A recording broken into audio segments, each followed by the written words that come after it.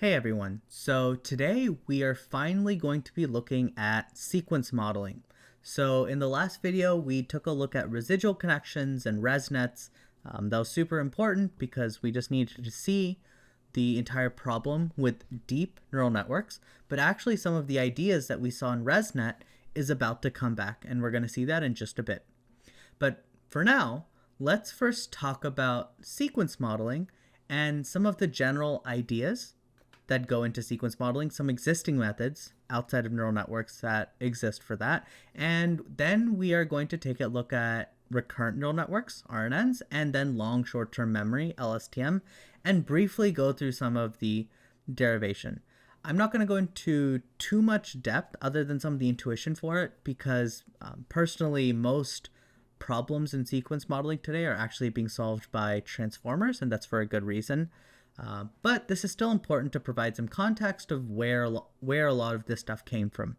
So let's go ahead and take a look at the typical sequence modeling task. Let's get a pencil. Go. All right. So this is your typical RNN setup. What we have, and in all sequence modeling problems, what we have is a data set where each sample is a sequence of values. So we can say this is, let's say, x, t, and actually let's just make it simple. Start at x1, x2, x3, ... xn. Let's say there's n things in our sequence, or to keep it the same as our notation here, xt. There's capital T things in our sequence. And so when we solve sequence problems, there's a couple ways we can go about it. Number one, the first way, is the most annoying and impossible to solve. So let me phrase the question in this way. What is the probability? What is the probability of this sequence? Right? Can we represent this in some probabilistic manner? And we can, right? So if we know that the sequence has to be x1, then x2, then x3, ... then the probability of the sequence is the probability that x1 occurs times the probability that x2 occurs given that x1 occurred before it, times probability x3 occurs given x2 and x1 occurred before it, times ... Right? We just continue this chain of probabilities. The problem, as you can see, of what makes this method basically intractable is the conditionals. x1, conditional on x2, x1, and as we get to the end, it'll be the probability of, let's say, x100 given x99, x98, ... x1, right? This is a insane conditional probability, and if you know anything about how to compute conditional probability, you'll know that this is extremely difficult to do, and we want to avoid it at all costs. So what's the first method? How have we handled this in the past? And in the past, we used something known as the Markov chain, or the Markov assumption, right? Markov assumption. So what is this Markov assumption? The Markov assumption is a time step only depends on the previous time step. So we can take this whole thing here and simplify it to probability of x1 times probability x2 given x1, that's fine, times probability x3 given x2 only, not x2 and x1, but just x2. And that's what makes it the Markov assumption, because the future time step only depends on the previous time step. And that's the key part here, which means as we go forward, probability of x100 only depends on probability only is conditioned on x99 and not the remaining ones. This is a huge simplification that actually makes this a solvable problem. So this is the Markov chain assumption. We also have something known as the bag of words model. And this obviously only makes sense if x1, x2, x3, if these represent words, but the idea is the same. where we say in the bag of words model, a sentence is not made of the interdependencies between the words, but rather just the words themselves. So this is another level of simplification where we can say this is probability of x1, probability x2, probability x3, dot, dot, dot. In this, you can see clearly that we're not conditioning on anything, so we actually don't care about the order of the words. We just care whether or not the word exists, and this is the bag of words model. Right? And you'll see something like a naive Bayes classifier use this, right? Something like a naive Bayes. Surprisingly, the bag of words model works out really well in things like spam detection and things like that. So this is even though it's a gross oversimplification of sequence modeling, because we've effectively thrown out the sequence part of the model in this in this method, it still works out pretty well. The Markov chain still keeps some of that sequence-ness, right? We care about the previous time step. And this is a one-step Markov chain because we only look at the previous thing. You can also have a two-step where you look at only the two past histories, or three-step where you look at the three past histories, or so on and so forth. But most typically, you'll see it in the Markov chain method. And so these are, again, some of the original ways we used to deal with and still deal with a lot of these sequence problems.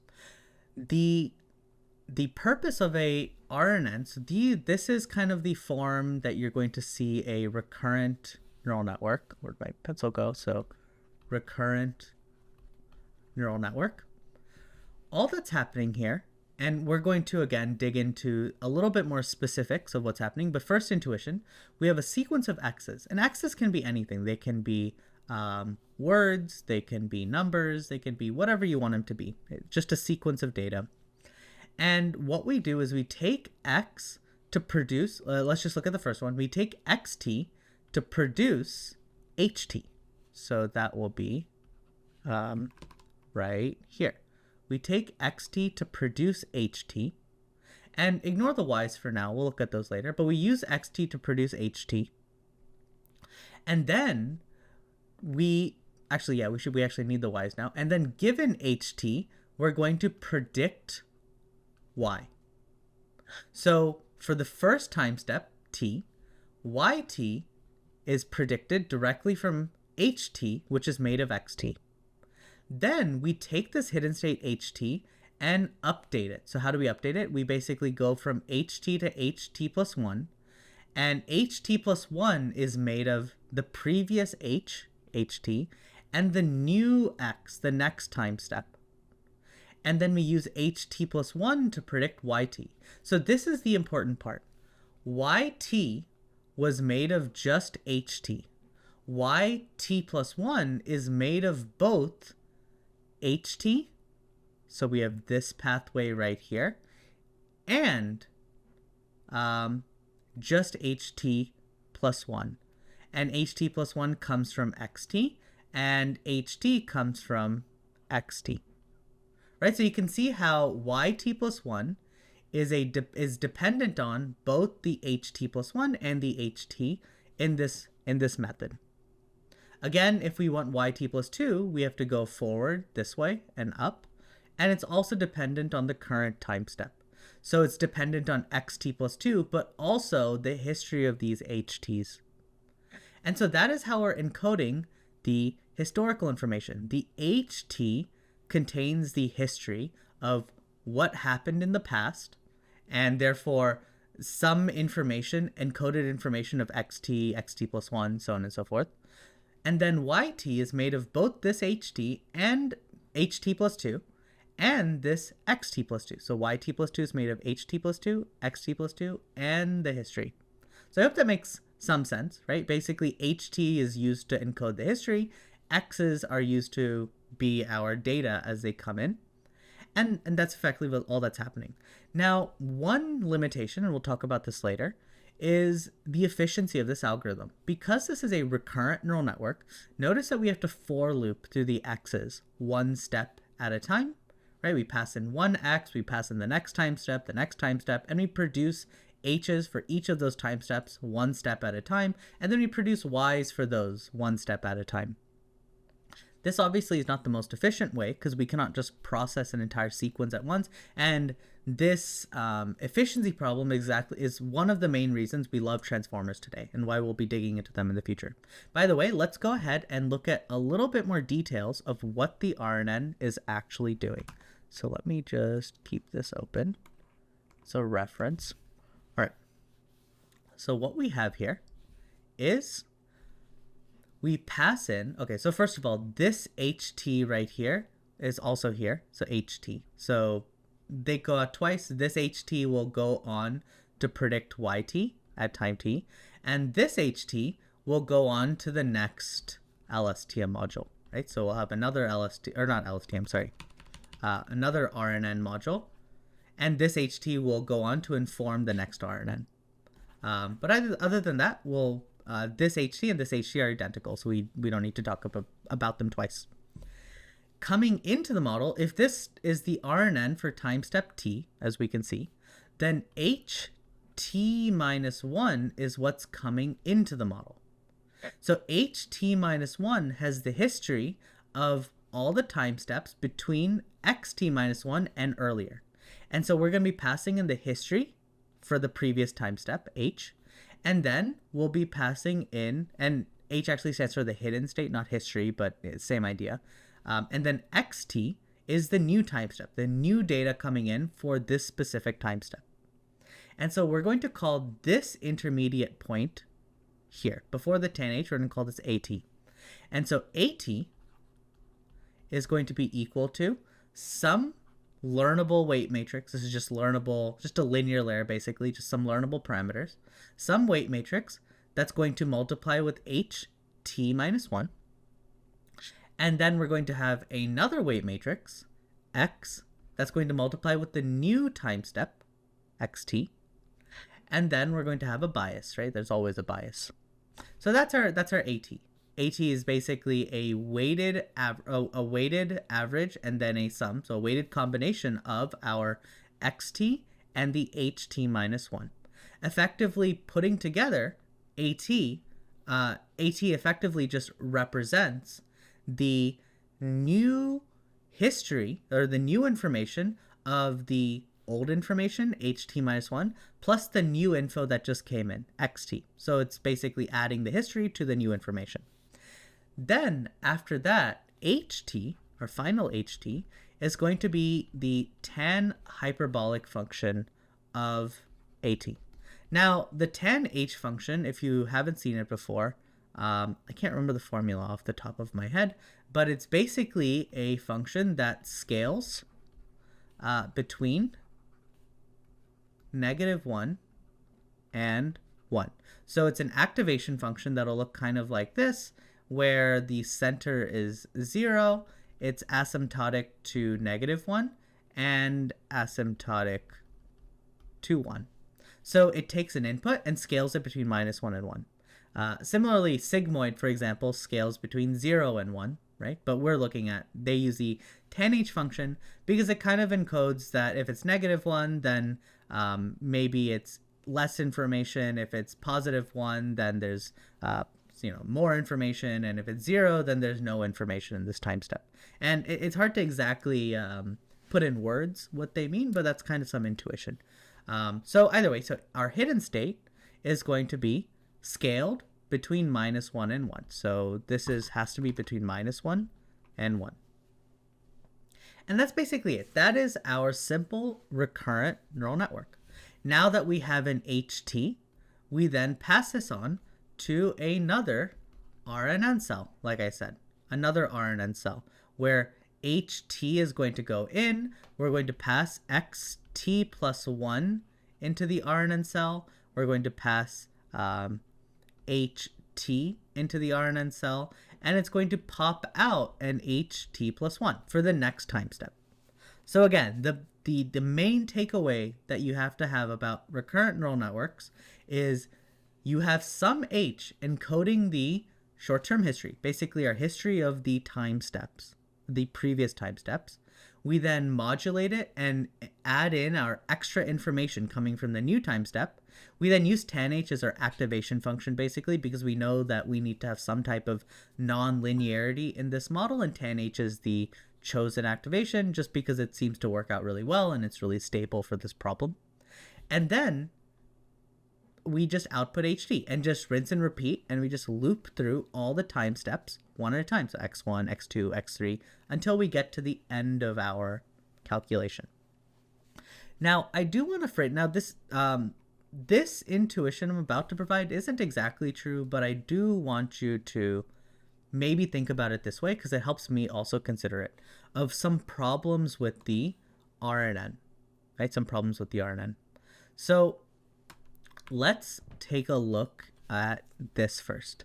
Here we go. Let's find it real quick. Feel free to also go through, read through this. It'll provide a little bit more information to you, but yes, this is what I want to talk about. So in the RNN, let's see if I can just show. Let me put that back. Yes. So in the RNN, when we are actually doing a gradient update, right, we still need to train these parameters. And one thing that is important to keep in mind, this W and this U are always the same for every time step. So we're always reusing the same weights. And a good figure to show that actually is this. We're effectively have some weight matrix U, some weight matrix W, and some hidden state H. And hidden state is initialized as 0, and we'll see that later because at the beginning we have no information. And we reuse the H over and over again, updating it with U and our previous hidden state over and over again. And then we just multiply by W to get some output. So this U and V is basically our U and W. Okay, so I guess I used a slightly different notation, but it's the same idea. This U and V is actually our U and W. Ignore this top part for now. So we're reusing this H, updating it over and over again, but this U and this V are always the same. Notice how we're doing xt minus 1 times U, and then H, and then the previous one times V. And then to go to the next one, it's again the same V, the same U, the same V, the same U. So it's just one weight matrix being reused over and over again for all the time steps. And so to do this correctly, we need to be able to update our weights, right? We just like before, we need to do gradient descent. And for that, we need to calculate derivatives. And so the derivatives will look like something like this. When we do backpropagation, to update our V and U, we need to actually update through time, right? And this is why it's called backpropagation through time, backpropagation through time. So we're gonna have some loss, right? So let's say L3 is the loss we care about. And we'll talk about why we have multiple outputs and the different types of RNNs in the future. But for now, let's just pretend we only care about L3. That means to update our weights, we need to do DL3, DH3, right? The hidden state at the third time step, and then DH3, DH2, the hidden time step at the second time step, and then DH2, DH1 to get here, and then DH1U. So let's write that out. What we want to do is we have a, let's say X1, X2, X3. We have our hidden state, H1, H2, H3, and each of these produce some output, but we just care about, let's say, the last output for now, L, or output 3, right? That's the only output we care about, and output 3 will go to some loss function. It can be mean squared error, or it can be cross entropy. It doesn't matter. Some loss will be incurred. And we know that to produce all this, going with my notation, we're multiplying hidden states by W and our input time steps, input data, time steps of data by U. So this is U, this is U, this is U, and then this is W, this is W, and then this is the first time step, so we're good. So that's how it will be. And so to update U, let's say, right, we want to update U. U occurs multiple times, so we have to accumulate all the updates to U. So the first U, this U at this step, again, remember, these are all the same U, so we're going to have to accumulate or add up those gradients across all the time steps. To update this one right here is no problem, right? It's just going to be, let's call this V, like just for now. And so we'll have to do DL, DV, DV, DH3, DH3, DU, or something like that, right? That will be our gradient update for this U here. I'm not putting indexes here like 3, 2, 1 because they are the same U, but for now we're going to kind of keep it like that. So the takeaway here is information from X3 will flow quite nicely to our loss because that's at the end of the sequence. Now let's try to do U at the beginning. Remember, we have to accumulate it up for all the time steps. So let's try to do U at the very beginning. Now we have to do DL, DV, and then DV, DH3, and then we'll have to do DH3 to DH2, so DH3 to DH2, DH2 to DH1, and then DH1, DU, right? So that will go through here, backpropagate through here, and then go down to update U.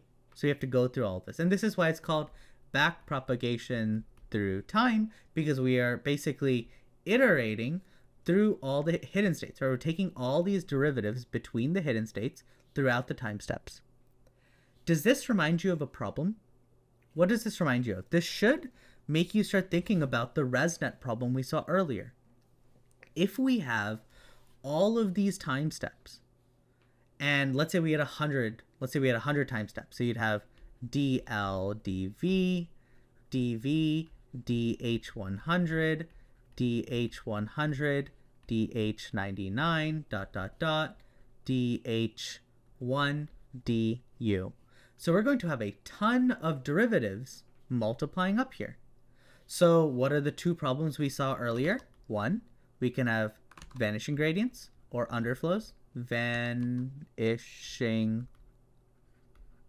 gradients.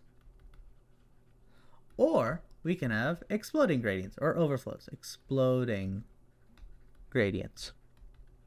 Like we talked about before, exploding gradients is something we can actually deal with using clipping.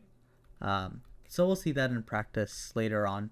But vanishing gradient, there's nothing we can do about that. That information is not flowing to the back of the model or through the time steps.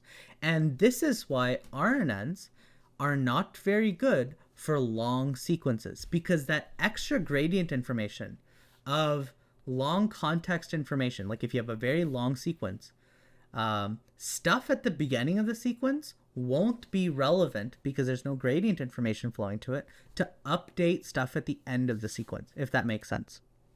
So you can imagine that, let's say we are doing let's say we're doing a movie review, right? So we're going to be doing an IMDB data set in just a bit, but let's say we're doing a movie review. And let's say you do a pros and cons about a movie, right? So and let's pretend this is a very long review because you're super passionate about writing your, your reviews. So you have a movie review here that you went ahead and wrote, right? Here's your movie review. And let's say you spent about this much of the page writing cons, and then this much of the page writing pros, right? The bad things about the movie, the good things about the movie.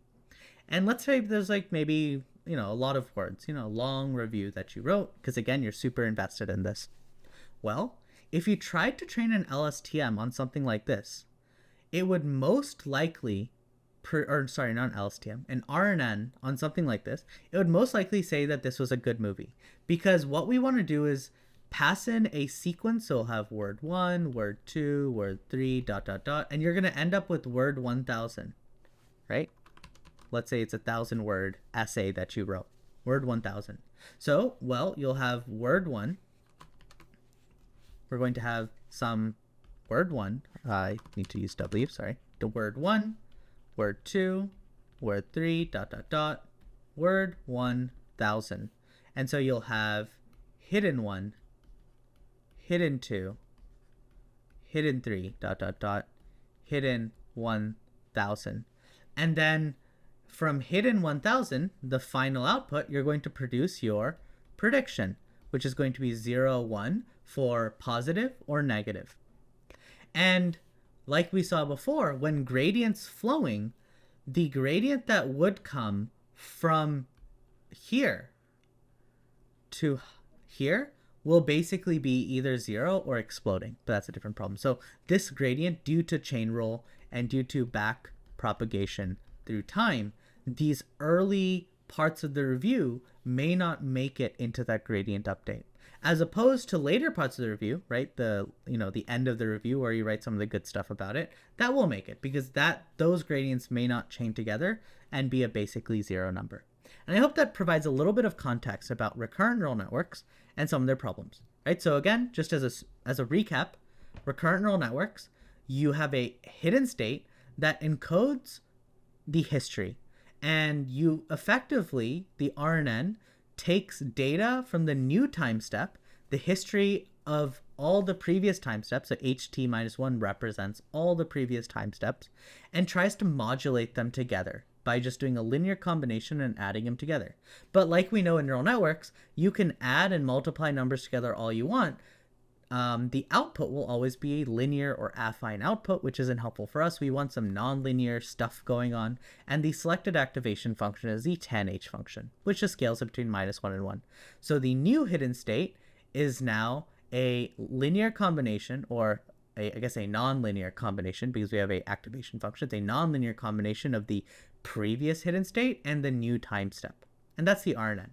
But due to backpropagation through time, and all this chaining and going through the tanh and going through the hidden states and all that sort of stuff, we end up with basically the same issue we had with ResNet and why we can't have deep neural networks, except instead of having a deep neural network in the sense of lots and lots of layers, we now have a deep neural network as in lots and lots of time steps. But it's the same problem regardless.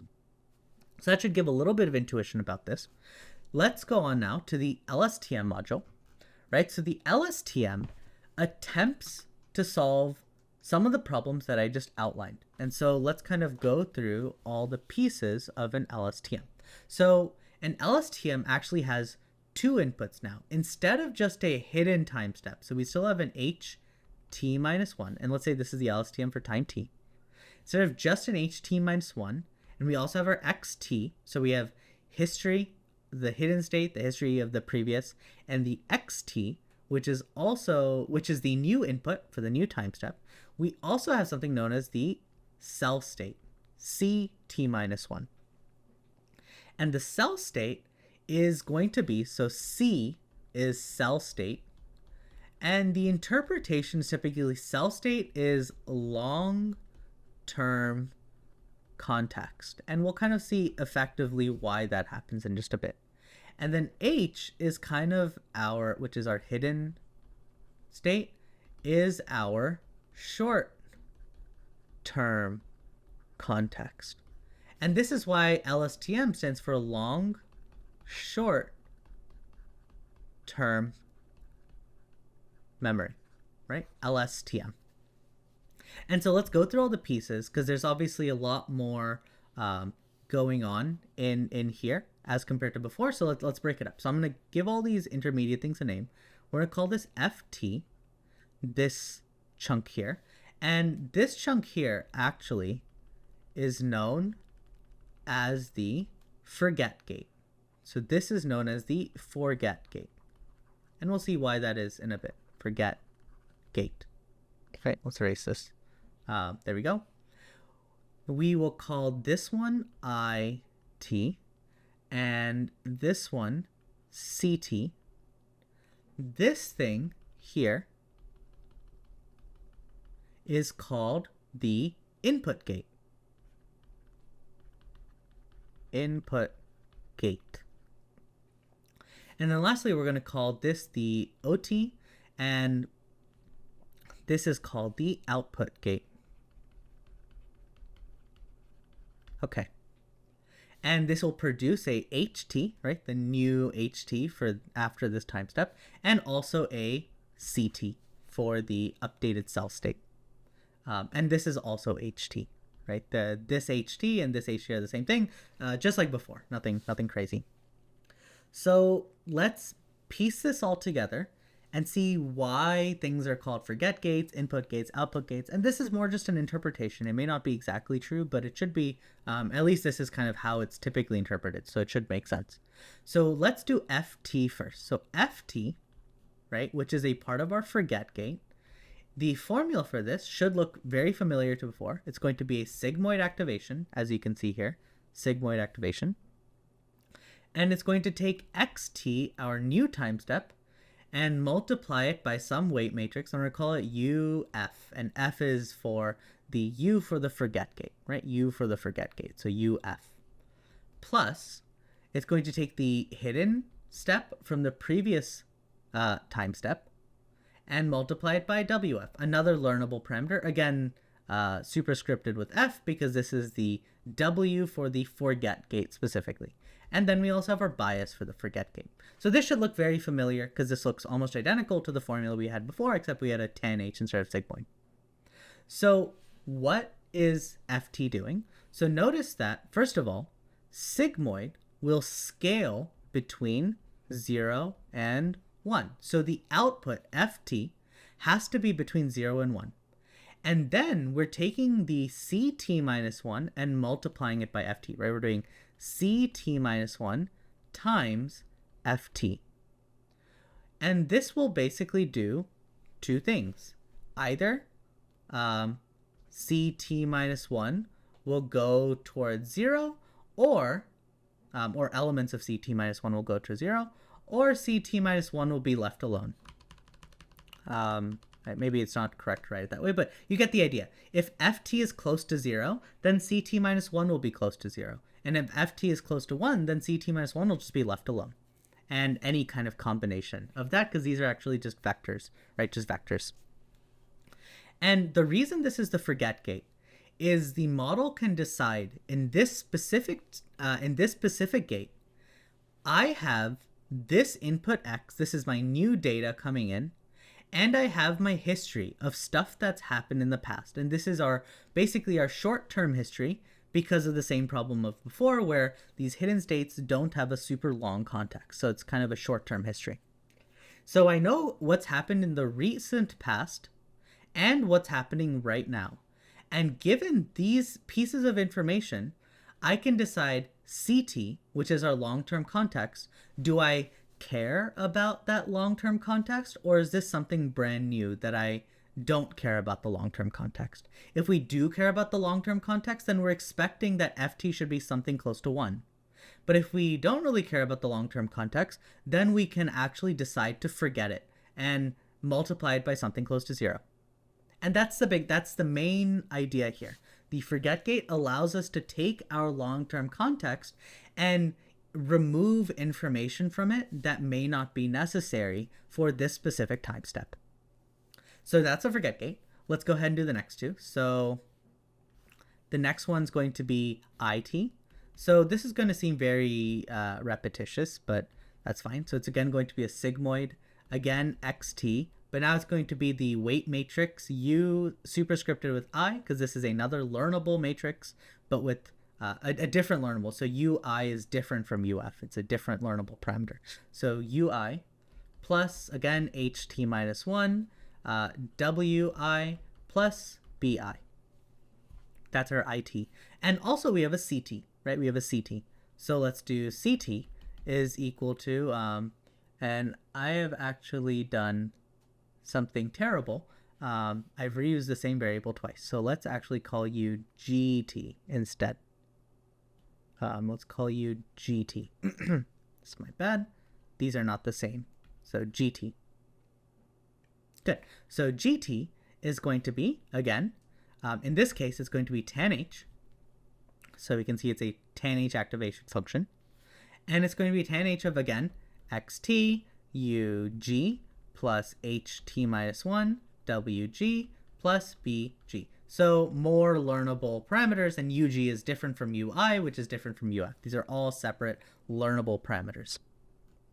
And so we have I and G, and then notice we multiply them together, right? And actually these multiplications, just to be super sure that you understand, these are not matrix multiplications, these are just element-wise multiplications. So IT, for example, is a vector of some size, and then GT is another vector, so this would be like IT and GT, and we're just multiplying the elements together, right? Each element together.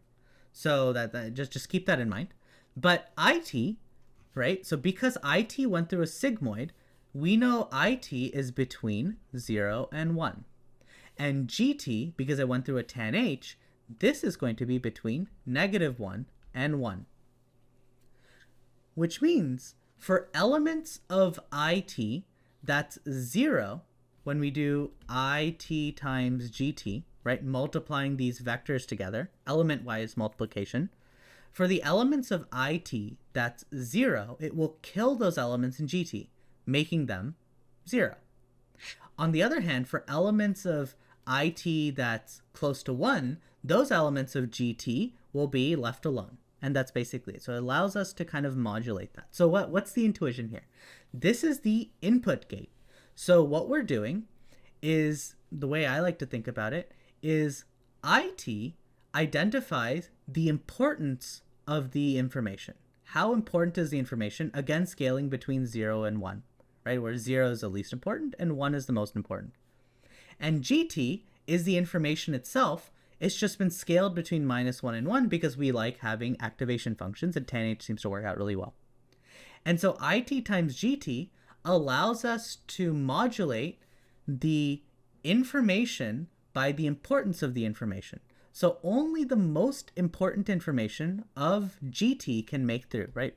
Only important GT can get through.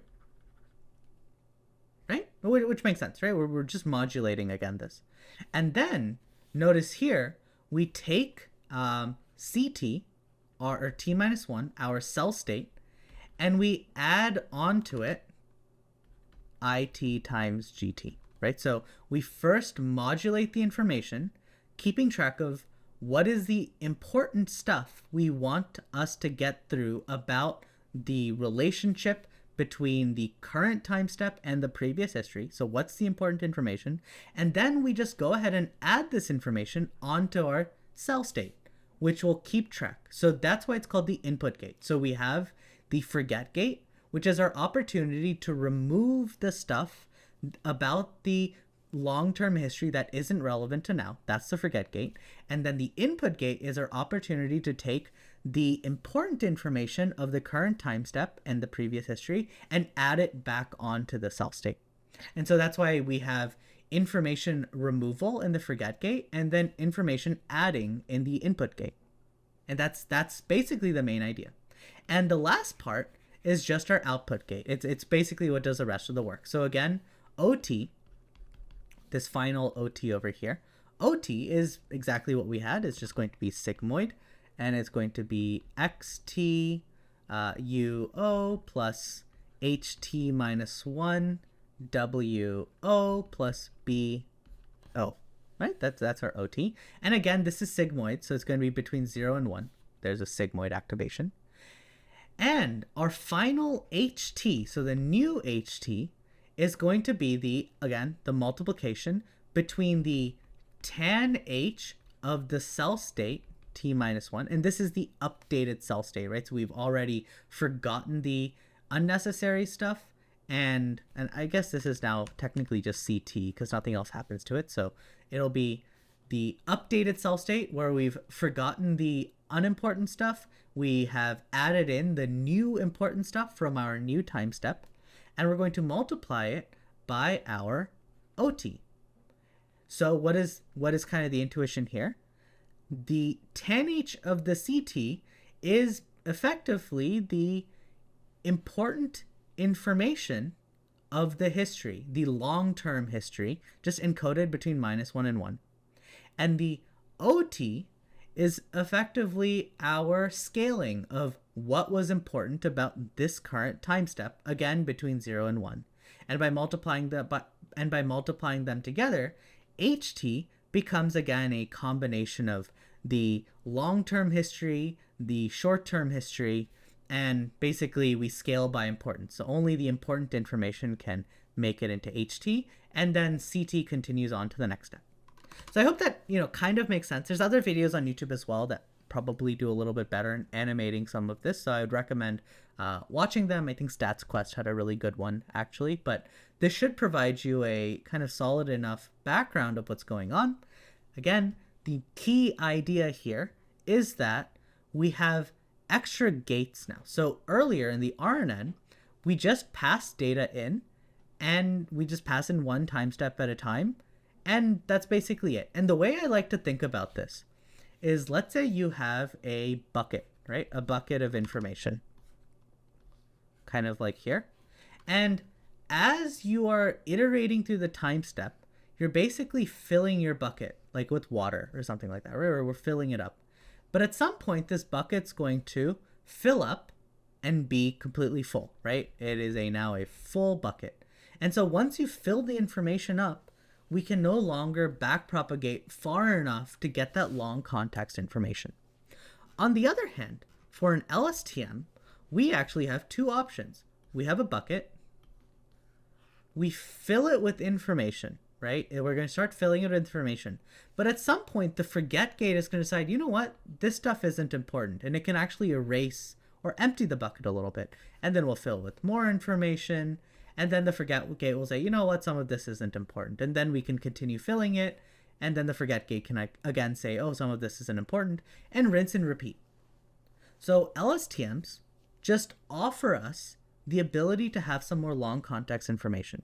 And architecturally, you may be wondering, how are we getting around this entire backpropagation through time? We still need to backpropagate through all of these hidden states. Like, this is not a simple thing to do. And with the hidden states, we have some matrix multiplications and an activation, and it just becomes kind of complicated to do this backpropagation. Well, think about it again in this way. In the case of the residual connection, we needed a different pathways of updating our gradients, right? If you go straight through all of those weight layers like we saw in the ResNet, you're going to have gradient problems. And in the same way, if you try to go through all those time steps here, you're going to have some gradient problems. Notice the cleanliness of the cell state. Notice how there's basically no significant operations happening on the CT. It's a simple addition and a simple multiplication. You don't have all of these extra sigmas and weights and other fancy stuff happening down here on the hidden state, right? All this extra stuff. So gradients can actually flow pretty freely through the cell state, which is what enables that long context information, because we have good gradient flow through here without much obstructions, right? There's not much going on here to quote unquote obstruct the gradient. On the other hand, the hidden states has all of this mess it needs to go through. And that's why the hidden states will only be able to remember short-term stuff, because during backpropagation, at some point, those gradients are going to just multiply out to effectively 0, because there's just so much going on here. But during backpropagation through the cell states, it can go much further just because of the simplicity of the cell state. And that should provide you basically all the intuition you need for RNNs, LSTMs. There's another architecture called GRUs that we won't be talking about today, but this hopefully is a pretty good introduction to at least the way I interpret a lot of this stuff. Again, just to keep in mind, RNNs are not as used today, RNNs and LSTMs. There are some applications of them still, obviously, but most sequence modeling tasks have moved over to transformers. But either way, it is important to set the stage, so that's what we're going to be doing. Again, I'd recommend just going through some of this. Some of these figures might be helpful for you to better understand it. The most important figure, though, that I want to show is this. What are the types of problems we can solve with a sequence model? And there's actually a bunch of types of problems we can solve with them. So let's just kind of go through some of them. So first is one-to-one. One-to-one is what we've been doing up till now. This is like we input an image and we predict the class, right? We input an image, we predict the class, and that's it, right? Nothing crazy has happened. It's as simple as that. So there we go. We then have one-to-many, right? One-to-many is a typical problem for something like image captioning. So if you know what image captioning is, this is a model where you give it a picture and it needs to write text, right? It needs to actually generate text to caption what's going on. And so a typical thing for that is we have one image input, right? That's our image input, but we generate a sequence of outputs that describe that image. So that's a typical one-to-many task. We also have many-to-one, and many-to-one is actually what we'll be doing today, where we have a sequence input and you need to just create one output at the end. The example of this is what we're doing today, text classification, where we pass in a sequence of inputs like text, and we just predict something at the end of the sequence about is it a is it a positive or negative movie review like we'll be looking at today. There's also many-to-many that's offset. So this is your typical sequence modeling, sequence to sequence task, where we pass in a, let's say we pass in English, right? So where we have English here. And then given the English, once it's encoded, we want to generate Spanish, right? So we'll be doing a transformer-based attention sequence-to-sequence model later. But this is effectively the setup, right? We have a sequence input. Once that sequence is done, given the encodings of that sequence, so this hidden state, which encodes all of the history of the sequence, we then want to produce our sequence output, which is English in this case. We also have a aligned many-to-many. This is also important. This could be in like video classification. So let's say we have a bunch of frames of video, like a video is basically just a sequence of images. So this is image 1, image 2, image 3, and we want to predict something about every single one of those images. Another way this could be used is for the purposes of name entity recognition or part of speech tagging, where we have a bunch of words like word 1, word 2, word 3, and we want to say, is the first word a noun? Is the second word a verb? Is the third one is a like adjective? Like what are they, right? What is the word? So this is also often used, and we'll be using this in kind of other applications in the future. So this is super important. This is how you should think about most sequence tasks. This is effectively all the forms they come in. But let's go ahead and start putting all of this together, right? So I'll be speed running through a little bit of this dataset stuff we're about to do, mainly because you should have actually already seen it. We did it in the datasets and data loader tutorial when we looked at how do we write datasets and data loaders for language tasks. So I'm not going to spend too much time explaining it, but hopefully if you're confused, just go ahead and look at that and it'll make sense. So import torch.nn as nn, import torch.optim as optim. We need from torch.utils.data, import dataset, data loader. We need from tqdm.notebook, import tqdm. We need from, or actually import matplotlib.pyplot as plt. And we need from collections, import counter. And we need import for rejects, that stuff. Okay. We also need import nltk, and we need from nltk.corpus import stop words. And if you are doing this for the first time, you may need to run this line right here. I'll just put it here, which once you actually import nltk, you may need to actually download the stop words if you need them, but I already have them, so we're good. And then stop words is equal to set, just convert to a set, stop words dot words English, right? So we just need stop words. If you don't know what stop words are, if we take a quick look at them, you'll see these are typically words in English. In this case, they're words in English that don't add any significant meaning to the sentence.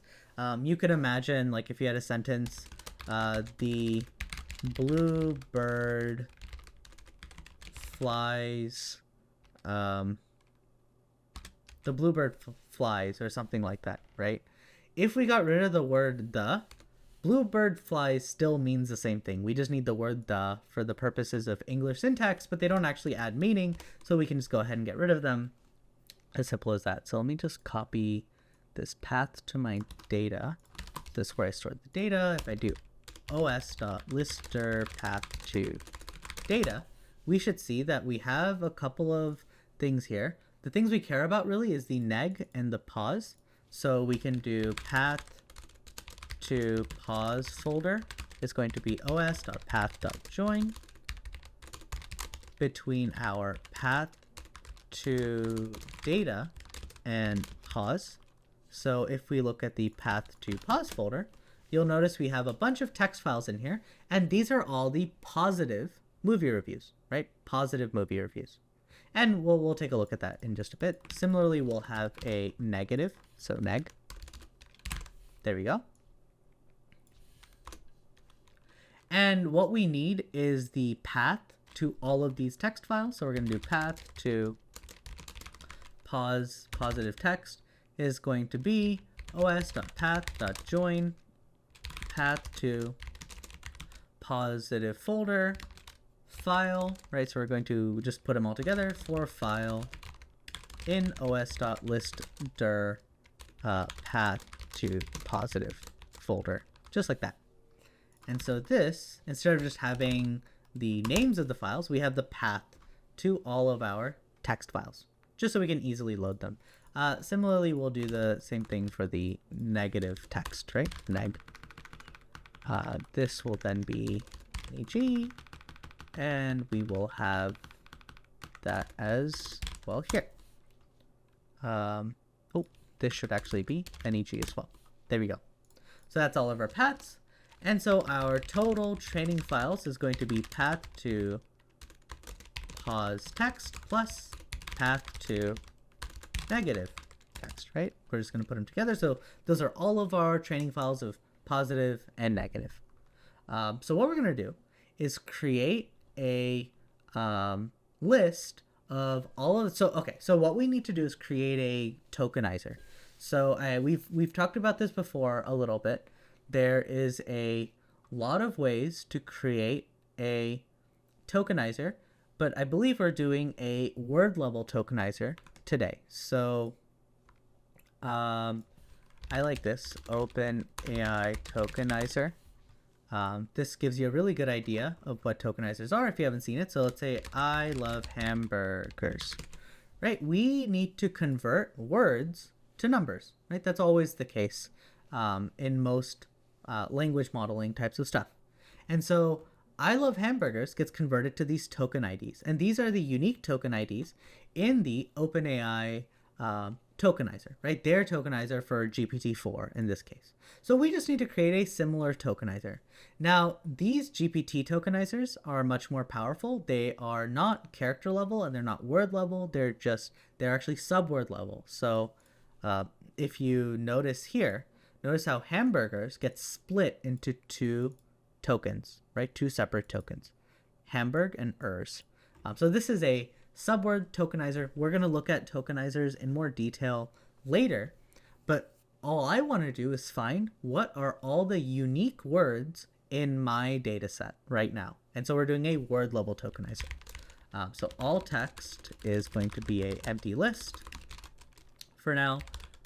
Len words, let's just do that for now. And we're going to do for file in training files. We're going to loop through all our files. And then with open file in reading mode as f, text is f.readlines. We only need the first line, which you'll see in a bit. And let's just throw it into lowercase. And we can print out the text, and let's just break here. Sorry, this should be with open, and that needs to be tabbed. There we go. So this is the first review. Bromwell High School is a cartoon comedy. It ran at the same time as some other programs about schools, yada, yada, yada, yada, right? So there we go. And if we print out the file, we can see this is a positive file, right? This is a positive movie review. Good. So this gives us an example. of what this data looks like. We need to do just a little bit to clean up the text. Like we have all this random stuff and we don't need punctuation or any of that.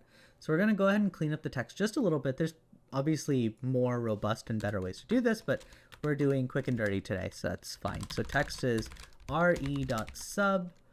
If you don't know regex, I don't know it very well either, so I just use a thing online, text. So what we're doing is we want to substitute anything that is not, so that's caret, not a word or a space with an empty character. So now if we print text, notice how anything that isn't a word or a space character goes away.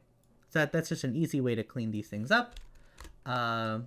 Text is text.split. We're going to split it by the space. So there we go. Print text.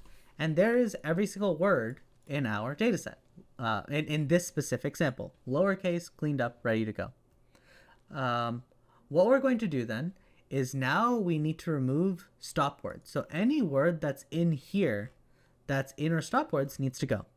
So we'll do text is equal to word for word in text if two things. If word not in stop words. So if the word is not in stop words, we're going to keep it. And len word greater than 0. I noticed earlier, I don't see, yeah, it's actually right here. Notice how there's some empty characters that have kind of come in. We don't need those either. So we can do len, make sure there's at least one character in that word. So now if we print text, that's what's we're left with, right? These are our non-stop words effectively. So there we go. And then we can do len words.append, len text, right? So how many words did we have in this specific sample? I just want to keep track of that. And we can do all text txt plus equals text, right? We're going to keep track of all of the unique words in our data. It's going to loop through all of this, and then we can do a, if you don't know what a counter is, if we do a list like A is Apple, Facebook, and then, I don't know, Google, right? If that's our sentence, if we do counter A, it tells us the occurrence of each thing in a list as a dictionary. So very simple. But notice this is actually a counter object. We need to convert it to a dictionary. So there we go. It converts it to a dictionary of key value pairs of the word and the number of occurrences. So we need that. So we're going to do unique counts. Unique counts is going to be dict counter for our all text, right? Keeping track of, and also for your bug, all text. There we go. So we're going to keep track of our how many times did each word happen, and we're going to do words is equal to sorted. We're just sorting it alphabetically just to keep it simple, and we're going to do key for key value. So we're going to loop through the keys and values in unique counts.items, right? We're going to loop through our dictionary, and .items lets us, you should know that because that's a Python thing. So we'll loop through the keys and values of our dictionary of word frequency pairs, and we're going to store the keys if value, and I just decided this arbitrarily, if a word at least occurs 500 times. If it doesn't occur more than 500 times, then I don't want it. It's a not enough occurring word for me to consider it. And then, just for the purposes of, for some sanity checks, because we're going to need these, is we're going to also store, so this words here is going to be every word in our data set that occurred at least 500 times. But we also need to have a special word. So unc is one of them, let's just say. So this is a unc token for a unknown word, because we're obviously going to come upon samples in our data set that are not in our original tokenizer, right? Our list of unique words that we have. So we need an unknown token, and we also need a pad token. And you should know that as well. Again, if you're confused about if you're confused about some of this, please take a look at the datasets and data loaders tutorial, because we talk about this in more detail there. And so finally, let's just let that run. I'll make a new cell. So there we go. We have our words. There are all the unique words in our data set.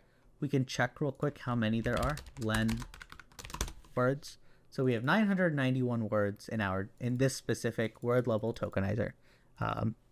Okay, works for me. We can also do np.mean of our len words. So we can average that up. And it shows us that on average, our data set is about 124 words. Each sample is about 120 words on average. So that's good to see. We need to now create a dictionary where we need to assign every word that we have a unique number. So that should be pretty easy. Word to index, right? We're going to create one dictionary. It's going to be CI for IC and enumerate words. Right, so we're just going to loop through our words. We're going to get an index and the word themselves, and we're going to store the mapping from the word to the index. And then similarly, we're going to store the other way around, though we're not going to need the other way around for now, index to word. So it's going to be IC. There we go.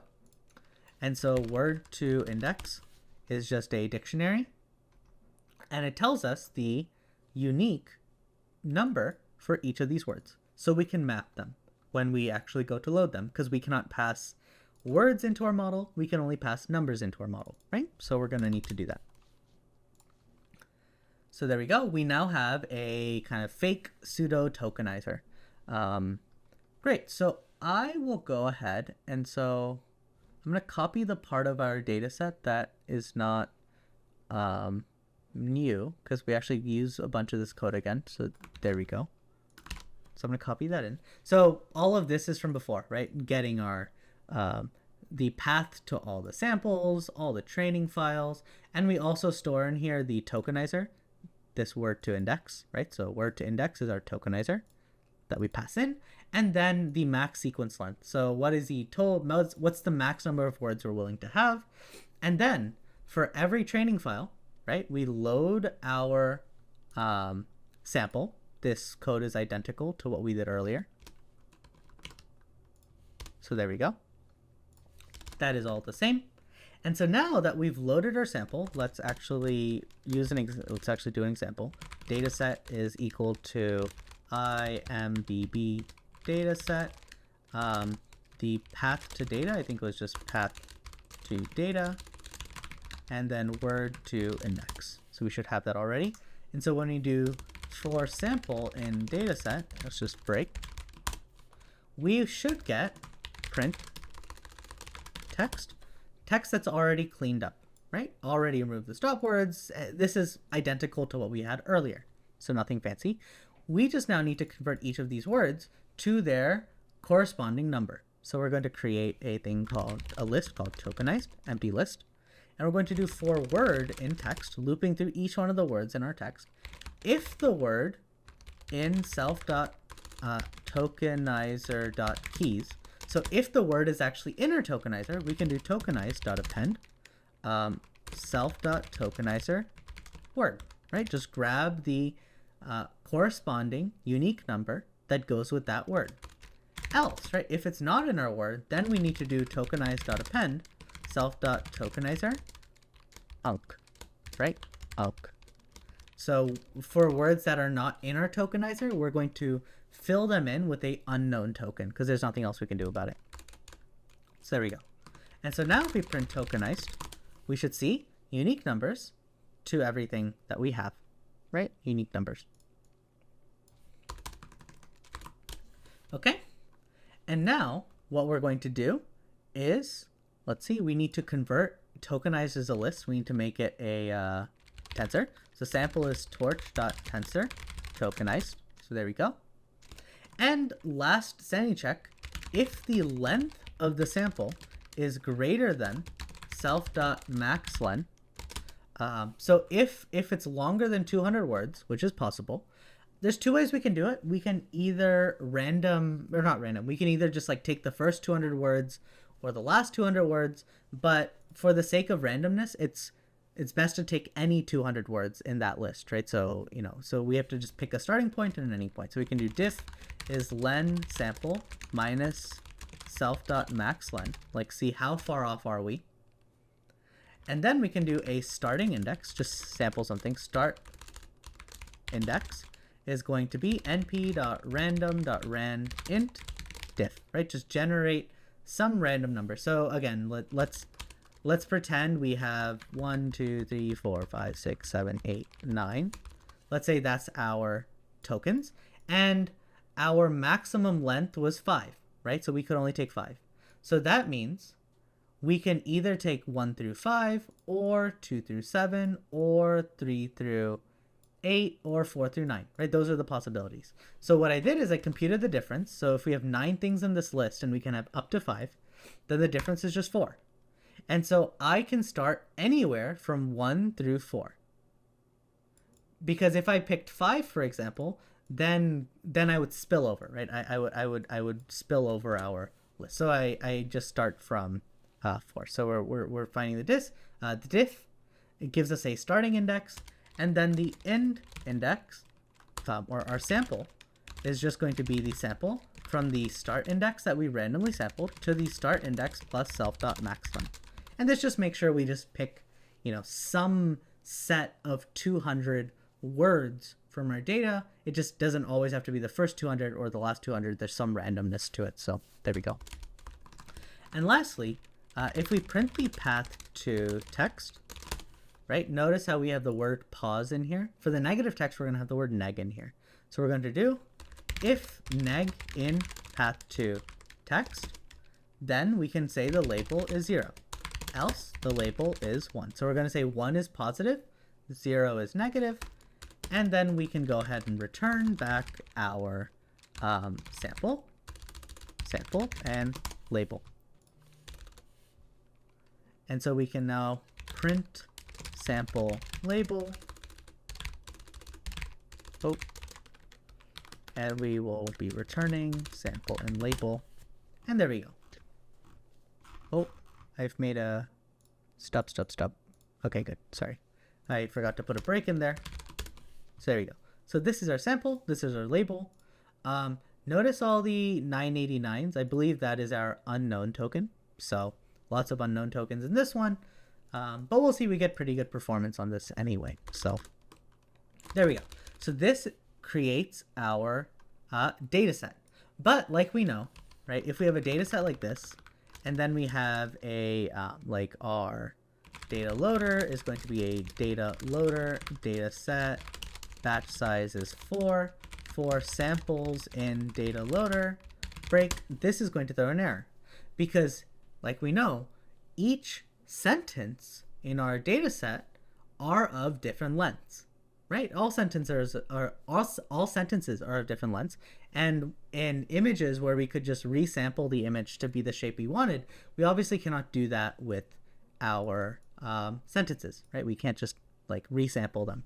On the other hand, we can pad the shortest sentence to the longest one. So that's why we added this extra pad token right here, so we can pad shorter sentences. So for example, we have a sentence here that's 72 words and another sentence that's 200 words, which means we need to add extra pad tokens to the thing that's 72 to the thing that's 200. And so we just need to keep that in mind when we do this. So let's go ahead and write a data collator, right? So we're going to do a def data collator batch. Text labels is going to be 2 empty lists. Again, if you're confused about data collation, please go watch that datasets and data loaders video. I go through way more detail about this stuff there. I just don't want to make this video longer than it needs to be. So we're going to loop through the batch. We're going to do text.append text, right? So remember, this batch is going to return basically tuples, a list of tuples of sample 1, label 1, and then another one, sample 2, label 2, ... Right? That's how the batch returns it. So I'm looping through the list, and then splitting up the samples and labels, or text and labels, and then storing them in here. So we just have two independent lists of our text and labels. So we can then, for example, print text, and we can pass the data collator, or actually no, it's collate function is the data collator. So this is texts. This is the list of those texts, right? We have 4 things in here. And then similarly, these are our labels. They're all 1 because we're not shuffling. We need to set shuffle to true, and then we'll get, difference. Good. So we have our texts. We have our labels split up. Now we just need to go ahead and do first labels is equal to torch.tensor labels, right? There's nothing to do in the labels. We just need to convert a tensor. So we'll see here, there's our tensor instead of a list. So we're good there. And then text, we need to pad all the text to the longest thing. And so to do this, we could just use the built-in function nn.utils.rnn.pad sequence. Right? We need to pad our sequence. We have our text. We want batch first is true. So I think we talked about this before, but typically in the case of sequence modeling, the PyTorch does it as sequence length, so L by batch. I personally don't like that. I like the batch dimension being first and then the sequence length being second. This is just a preference thing. It obviously doesn't make a difference as long as you stay consistent, but I like batch first to be true, so we're going to do that. And the padding value is going to be the word to index pad token.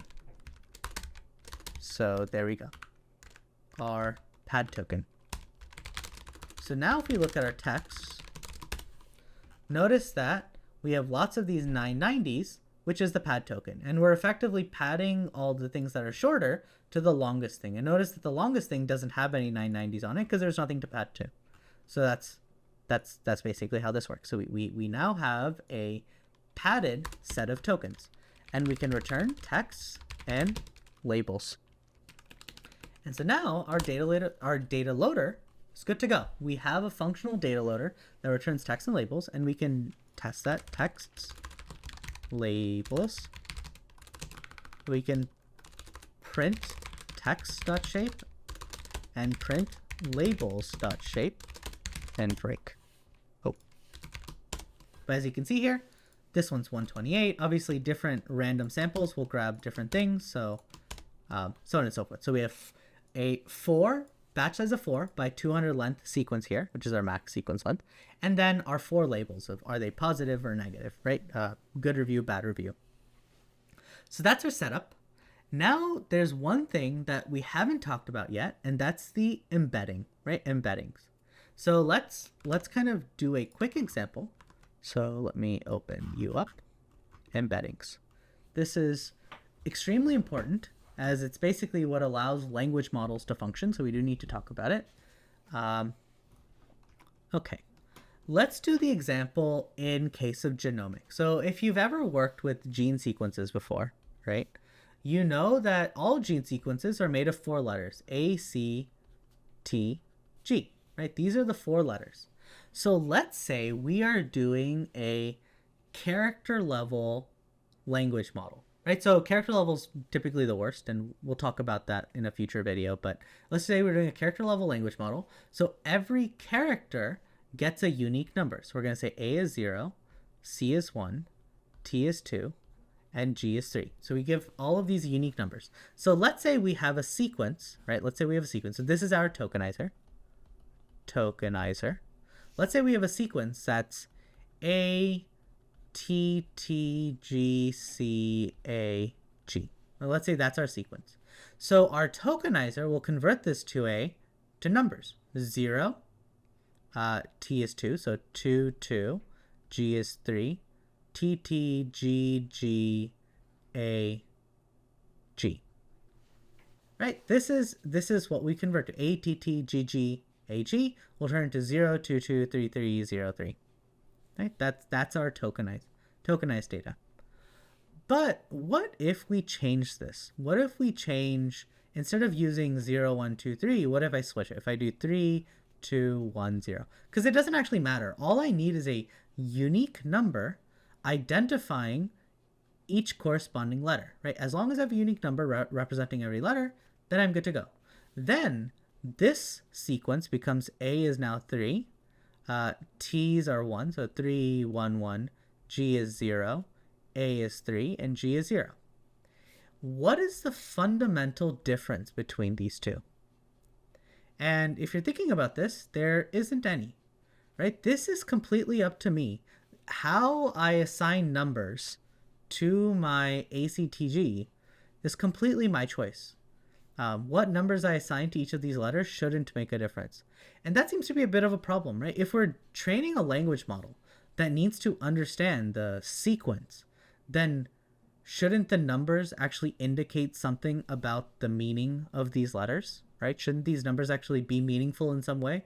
And if you're, and exactly, yes, right? These numbers here are not meaningful. It's just a placeholder. It's a unique index that's just randomly assigned. It doesn't matter. When we looked at that OpenAI Tokenizer example, we saw the numbers that came out of hamburger. Those numbers don't actually mean anything. It's just the unique number. And so what do we do, right? What's the solution to this? And this is what is known as the embedding matrix. Embedding matrix. Right, what we need are numbers that mean something. And so in this case, we have 4 words in our vocabulary, or 4 tokens in our vocabulary, right? ACTG. So let's create an embedding matrix like this. It's just a regular matrix. There's nothing crazy happening here. And this will have A, C, T, G. Or more importantly, okay, let's just write ACTG here. ACT. Actually, because we wrote G as 0, let's just go backwards. GTCA, right? Because it doesn't actually matter. So GTCA. And so we'll have this embedding, this embedding, this embedding. So we have embedding 1, embedding 2, embedding 3, embedding 4. And then we have, so this dimension here is number of tokens, right? Number of tokens. In this case, there's just 4 unique tokens. So this dimension here, the number of tokens, is determined by our tokenizer, right? Like how many unique tokens do I have in my data set? I think the tokenizer we made had about 990 or something like that. So we'd have 990 unique tokens here. This dimension here is known as the embedding dim. Embedding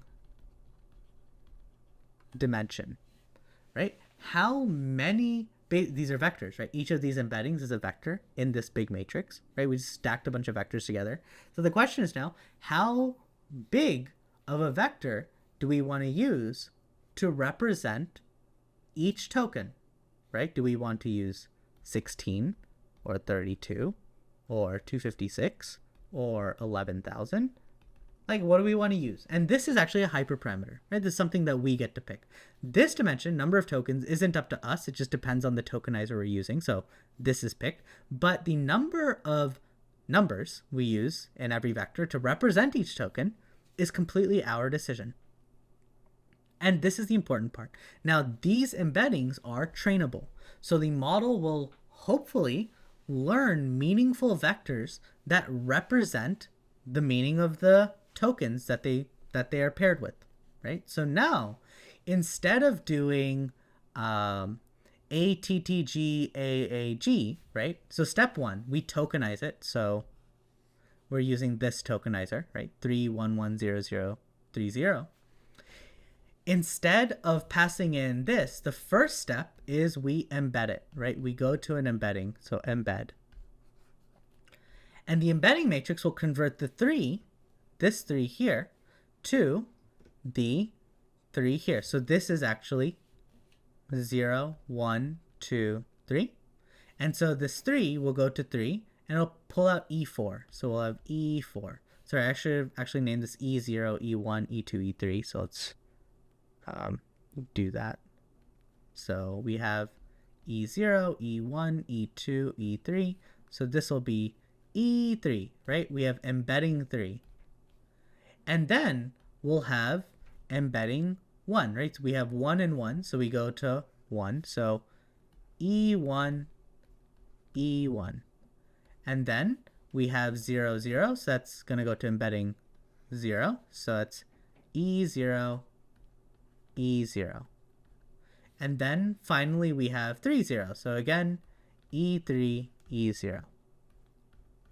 And all of these are going to be a vector. So your final matrix will be a sequence length, right? So before, right, this was a sequence length. The shape of this was, let's see, 1, 2, 3, 4, 5, 6, 7. So 7. There's 7 things in the sequence. Now we're going to have a 7 by embedding dim, right? So we'll call it embed dim, whatever we pick for this vector. And that's basically it, right? That's the final step. So all we're doing is the indexes that we do find here for our tokenizer are just placeholders. They're placeholders for the row in our embedding matrix. And then when we actually go to train our model, we first take we take our unique tokens, their numbers, go to our embedding matrix, grab the corresponding embedding vector that goes with each one of these tokens, line them up, stack them together, and then we can then train on this. So now our LSTM, as you're going to see, so before, right, our LSTM, we had, or RNN, whatever it may be, we had x1, x2, x3, ... right? Each of these words or time steps, each x is actually going to be a vector representing that word. So we'll have, whatever the vector is at this time step, the vector at this time step, vector at this time step. So we're passing in vectors of information to our model. And it's really as easy as that. So this is the extra step we typically have to do for any type of language problem. On the other hand, if our data was just numbers, like if we're doing stock price prediction, right? So you have stock price, whatever it may be, like this, stock price. In this case, our data, the numbers actually mean something. Like it could be 20 today, and then 21 tomorrow, and then 28 the day after, and then, I don't know, it fell, so it went to 16 the day after, ... These numbers here, it's the price chart. So these numbers actually mean something when we are attempting to train a model. These numbers, tokens, don't mean anything. They're just randomly assigned just some unique number to every unique token. So we need to convert these numbers that don't mean anything to a number that actually means something. And that's exactly what this embedding matrix is for.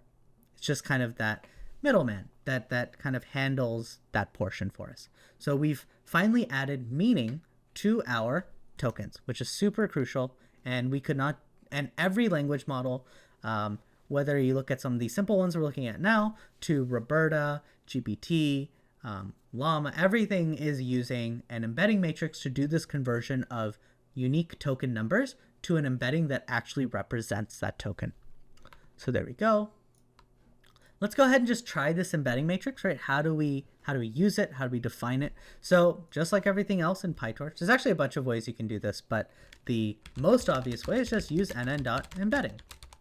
And in the embedding matrix, embedding matrices can actually be, I think, any dimension you want them to be. It doesn't actually matter. So if you look at emb.weight, it just creates a tensor. But we're going to not... actually, no, embedding matrices I think can only be 2 dimensions. So that's fine. We'll just leave it like that. So this embedding matrix, what we identify is 5 is the number of rows, and 3 is the embedding dimension. So if you see that here, that should make sense. So we have a 5 by 3 matrix. That means we have 5 unique tokens that we can represent. So there's 5 tokens in our vocabulary. And each token is represented by 3 numbers. And that's the important part. So we have our embedding weight. So we can print that out here, just so it stays. And now what we're going to do is embed a single sentence, let's say. So sentence is going to be torch.tensor. And let's say this sentence is going to be the first token and then the third token, whatever they may be, or 1 and 3. So we can then do embed our sentence, right? We're going to pass our sentence, this sentence, into the embedding. And you'll get something like this. And notice that, so we had 1 and 3. So we have token 0, token 1. So token 1 is the first thing here. Notice it's the same numbers. We're just copying it in. And then we have token 3. So 0, 1, 2, 3. So this 0.5, 0.5, these match up. So all we're doing is creating a matrix and copying the values from the embedding matrix into this embedding, basically our sentence embeddings, right? So we just copied 1 and 3 into 1 and 3. If we kind of change it, if we do 1, 1, 3, 3, 2, 1, 3, again, very similarly, we have 1, so 0, 1. So it's this 1 is copied into 1, 1, and then we have 3, so 0, 1, 2, 3, so 3. Notice 0.23, so 3, 3. Again, 2, so 0, 1, 2, so 0.5, 0.5. And then again, 1, 3, so 1, 3. Again, 1, 3. So we're just copying. We're directly copying our numbers into here. And if you check the shape of this, and if we check the original shape, notice there's 7 things in here, but the final output is now a 7 by 3, right? It's still 7 because there's still 7 things in our sequence, but it becomes a 3 because we have a embedding dim of 3 that we're using here. If we change the embedding dim to 128, then notice how it becomes 7 by 128. It just becomes more annoying to print out and show. So we're going to keep this at 3 for now. There we go. What about batches? What if we have batches of data? So let's just do, let's do 1, 3, 4, and then we have another sample that's 2, 3, 1, let's just say, and this will be a list of lists because it's a batch tensor. So very similarly, and just so let's add another 3 in there, just so it's a different dimension. So what we have is, if we print sentence, we have 2 sentences, each with 4 words, right? 2 sentences. Here's sentence 1 with 4 words, sentence 2 with 4 words. So this is a 2 by 4 matrix. Dot shape. Now, when we embed it, notice it becomes a 2 by 4 by 3, because for every word in every sentence, or every token in every sentence, we are grabbing the corresponding embedding vector. And that's where this 3 comes from. So if we print out this without the shape, notice that. So we had 1, 3, 4, 3. So that's 0, 1. So that's 1. That's 1. And then we have 3. That's 3. That's 3. And then we have 4. So that's 4. Actually, no, 0, 1, 2, 3, 4. So that's 4. That's 4. And then we have 3 again. So that's 3. That's 3. So that's 1, 3, 4, 3, grabbing the corresponding 1, 3, 4, 3 tensors. And then we do the same thing for the other one. And that's basically it, right? That's our embedding. It just converts these numbers and then just indexes our embedding matrix and then packs them all together into a nice little tensor with all our embedding vectors in there. Now that we have this, I do want to show one potential bug. This embedding matrix has 5 tokens in it. Like, it can represent up to 5 tokens, which means index is 0 to 4. So that means 0, 1, 2, 3, 4 is no problem, right? 0 through 4 is just copying all of this in. No big deal. What happens if we try to over-index? We try to grab an index that isn't there. This will now just throw an error saying index out of range and self. It's saying, hey, I'm trying to grab a tensor that, or grab a index in our embedding matrix that just doesn't exist. So this is an error that you'll commonly see if you have a mistake somewhere there. Good. So that's our embedding matrix. Next up, the LSTM module. So before we look at the LSTM module, there is a important figure. I really love this figure actually because I think it makes it so clear.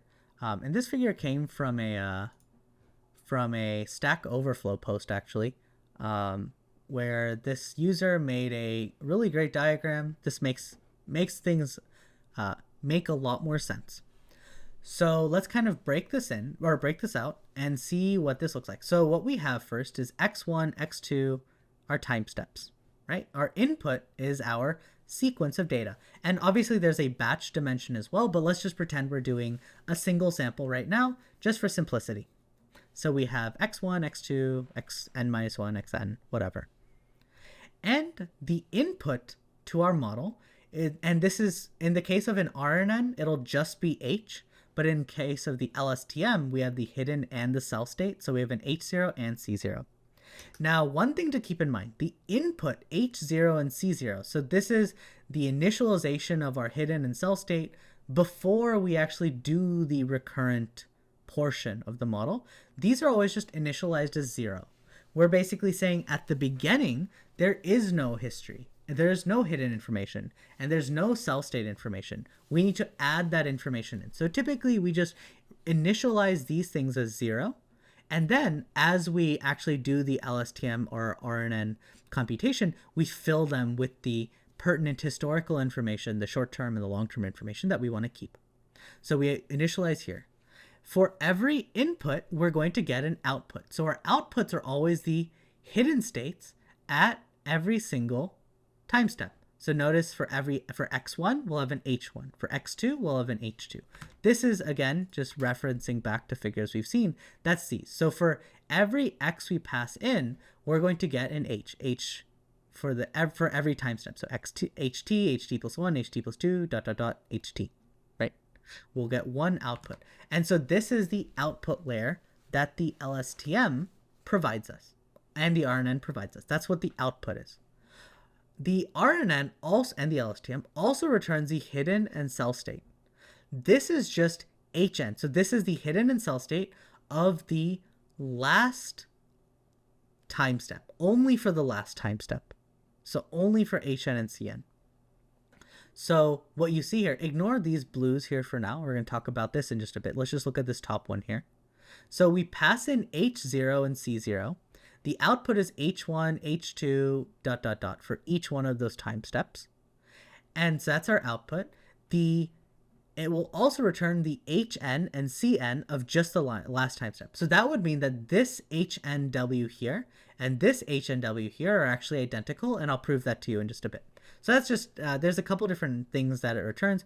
We typically don't really care about the HN and CN. We really just want the output, but it depends on the problem you're solving. If we only need the HNW, then we can just use HN. But if we need all of the output time steps, then we kind of need to use the output, which has all the output hidden time steps. Lastly, notice how there's a couple of blue things here, right? So LSTMs, just like in RNNs, just like anything else, if you stack them on top of each other, right? We had linear layers that we stacked on top of each other. You get a more complex architecture that can learn more interesting things. So in the same way we can stack linear layers together, we can actually also stack RNNs, LSTMs, GRUs, those things together as well. So we'll have multiple layers of hidden states effectively. Multiple layers of these recurrent neural networks. And they kind of produce hidden states. Now, what the PyTorch implementation won't give you is the intermediate hidden states and cell states of these time steps, of basically not the last time step. So you won't get these. You only get the hidden states for all the time steps for only the last layer, so our output. So we only get which is typically all we want. We typically don't care about the intermediate ones. We do get the hidden and cell state of all the layers of just the last time step. Again, we typically don't really care about this, but it's there if we wanted it. So there we go. So let's go ahead and try to use this LSTM module and just see what goes into it. So we will define a couple things ahead of time. So we're going to say batch size is 5, right? We're going to say the sequence length is 15, so we're going to be dealing with sequence lengths of 15. The input size is 10, so this is our embedding dimension, right? What is the, like we have 5 sentences. Each sentence has 15 tokens in it, and we're representing every token with a vector of length 10. So the embedding dimension is 10 in this case. We then have our hidden size. So the hidden size is basically in our neural networks, if you remember again, if we go back here, these W's here, these W's and U's, or down here, all of these U's and W's that you see around here, all of them are just regular linear layers. They're just normal linear layers in PyTorch, which means these W's expect, right? If we have an input size of 10, that means this linear layer for this W has a input of 10, like it expects 10 as the input. On the other hand, if we say the hidden size is 20, that means this linear layer will take in 10 and output 20. And that's basically it. So it takes an embedding dim of 10 input, and the linear layer will output 20. But it's just a regular linear layer because it's just a regular matrix multiplication. So we have an input of 10, output of 20. That's just how that works. And we can do num layers is 2 for now, right? Number of layers. Oh, there we go. So we can say LSTM is nn.LSTM, right? We're going to use the LSTM, but the RNN's functionality is identical. Like using it has no difference no matter what you do. It's just, we actually just won't have a cell state in the case of the RNN. That's all. So we can do input size. Input size is the input size that we provided. The hidden size is the hidden size that we provided. The num layers is going to be num layers. How many layers do you want to use? And then most important, to me at least, is batch first is true. Because again, like I mentioned earlier, I like the batch dimension being first because it just makes more sense to me thinking about it that way. So we're just going to put the batch dimension first. So it expects batch first. So let's create a random data tensor. So rand is torch.rand batch size by sequence length by input size, right? So we have 5 samples. Each sample is of length 15, and each token in the 15 is represented by a vector of 10, a vector of length 10, so an input size of 10. So we have our rand. And so now we can do the output, and our HNCN. So the LSTM is going to return 2 things, like I mentioned. The output layer, which was, again, this stuff up here, right? The output layer. And then also an HN and CN, or in the case of the RNN, it'd just be the HN, but in the LSTM, it's HN and CN. We have output, HNCN, is equal to the LSTM that we defined, and we're just going to pass in the rand. And so let's take a quick look here. Print the output.shape. So notice the input was a, and let's print rand.shape just so it's clear. The input was a 5 by 5 by 10. The output is a the input is a 5 by 15 by 10. The output was a 5 by 15 by 20.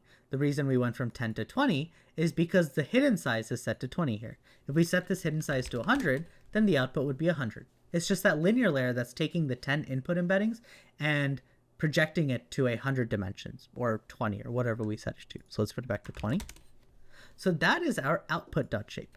We can also print out our hidden.shape, hn.shape. This hidden shape is 2 by 5 by 20. So first of all, where's the 2 coming from? Remember again, we get a hidden output, the last HN and CN, for every layer. So if we only have 1 layer, then the first dimension will be 1. If we have 2 layers, then the first dimension will be 2. And that's what I just showed here. We have how many layers? 1 layer. So then there will be 1 output. If we had 50 layers, then we'll have 50 outputs, just like that. In our case, let's just keep it to 2. We then have a 5. This 5 here is our batch size. So we have 2 layers. Each layer, we have 5 samples, and each sample is embedded by 20. So notice here, this is just a 5 by 20. Technically, this is actually a 5 by 1 by 20 because this is the HN, the final HN, this HN here for here. So in the case of the output, we have 5 by 15 by 20 because we have 15 hidden states. In the case of HN, we just have the last hidden state that corresponds to the last time step. So we can then show this HN and this HN are actually the same. And this is just kind of how you use it, right? It's up to you. If you only need the final output, like we only need the final HN, then we just need this, or we just need this HN and we're good to go. And we can just index it for the last layer. So let's do that. So we can do HN. We want the output of the last layer. We don't really care about intermediate layers. So we're gonna do -1. And then what we're gonna do is grab the first, so we have 5 samples here. We'll grab it for the first sample, so 0. So that's our embedding for the output of the last layer and the first sample, so in our batch size. So that's me grabbing this HN for the first sample in our batch, assuming we have a batch size, right? After that, we can do, we can also grab from our output. What we want is the first sample in the batch, right? The first sample in the batch. So that'll give me the same thing because this is the first sample in the batch. This is the first sample in the batch. It's just in the output, the batch dimension is first. In the HN, the batch dimension is second, right? So that's why that's here. So we have the output here. And then what we want to grab is the final hidden state. So this is me grabbing for the first sample in the batch. We have a sequence of these hidden states. I just want the last one, so -1. And if you notice, these two sequences should be equal to each other, right? True. So that's just more evidence of, it's really just giving the same information. It's just, you know, where you get it from is completely up to you. So there we go. Last thing is, what if we want to pass in a, so as you notice here, what happened to this? H0 and C0 are actually inputs to our LSTM. So if we don't manually provide H0 and C0, or basically our initialized hidden cell state, PyTorch will automatically just initialize them as 0 and do it for you, and you're done. But in our case, what if we actually wanted to pass it in for some reason? Well, we can actually do that. So let's just set that up. So what we're going to do is H0 is going to be torch.zeros. Remember, we typically just initialize them as zeros. And the shape is going to be this shape right here, the number of layers by the batch size by the hidden size. So, okay, so let's do that. We can do num layers by batch size by hidden size. That's our H0.